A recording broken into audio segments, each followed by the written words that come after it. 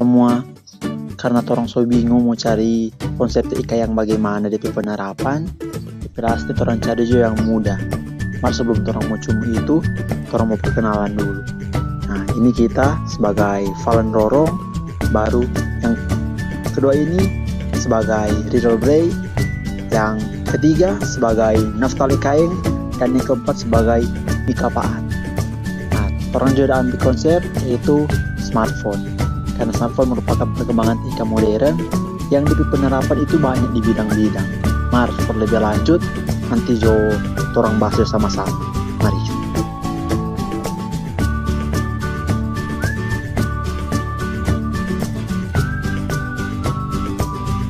Nah, ini dia tuh dia bilang smartphone. Mari sebelum torang bilang, paling tamang-tamang so tahu, karena so punya masing-masing tuh. Mana apa-apa. Torang mau jelaskan singkat ulang ini bang.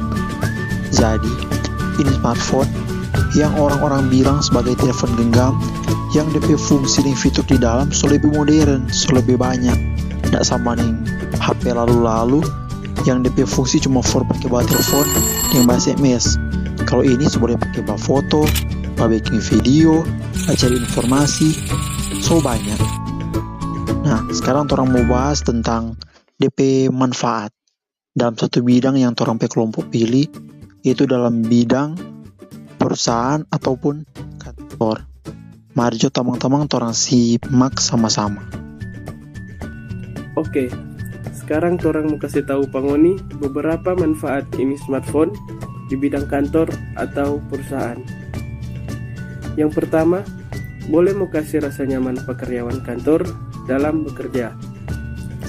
Yang kedua, boleh membantu karyawan mempermudah itu pekerjaan kantor. Contoh, kayak ada meeting mendadak, kalau lupa bawa laptop, ini smartphone boleh mau pakai for mau ikut meeting online. Yang ketiga, lebih leluasa. Dengan ada ini smartphone, itu karyawan-karyawan boleh mau pilih aplikasi yang cocok dorang mau pakai for mau tunjang dorang pe pekerjaan, daripada dorang mau paksa di aplikasi yang kantor dah pilih mak nggak mengerti. Yang keempat, hemat anggaran. Karena ini device pribadi, so pasti dorang mau jaga baik-baik. Karena kalau rusak, perusahaan nggak keluar anggaran for mau backing. Next, orang masuk di dampak penggunaan ini smartphone dalam perusahaan yang mau dijelaskan oleh Tapi Tamang 1.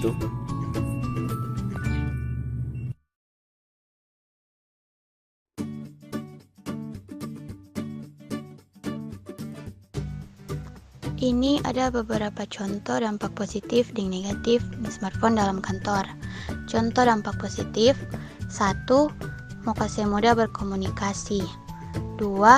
Sebagai media hiburan. 3.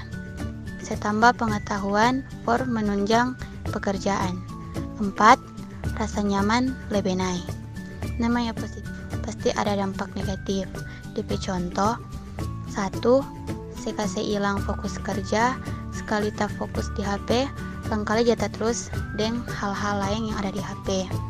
2. Mengganggu kesehatan karena DP radiasi. 3. Resiko penyalahgunaan. 4. Mengganggu interaksi. Contoh kalau ada baku chattingan teman karyawan, karena ndak baku dapat langsung boleh bikin salah paham mengenai perasaan yang orang mau sampaikan, karena ndak lihat muka toh. Itu berapa contoh DP dampak yang boleh orang mau kasih.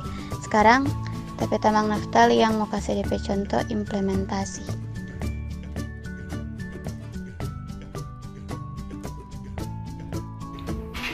Berikut orang mau kasih DP contoh pengimplementasian. Contoh pertama, kalau karyawan ada sakit, boleh mau kasih info sakit lewat smartphone atau HP.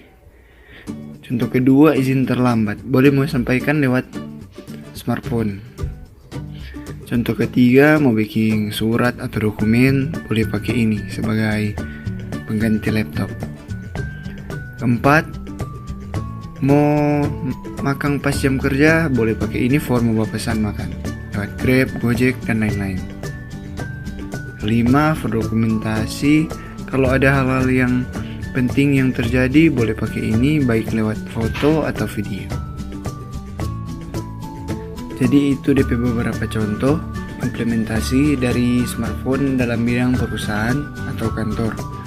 Semoga teman-teman boleh mengerti yang orang penjelasan. Terima kasih. Sekian dari kami. Nanti Nanti bakal pulang kapan-kapan. Dadah.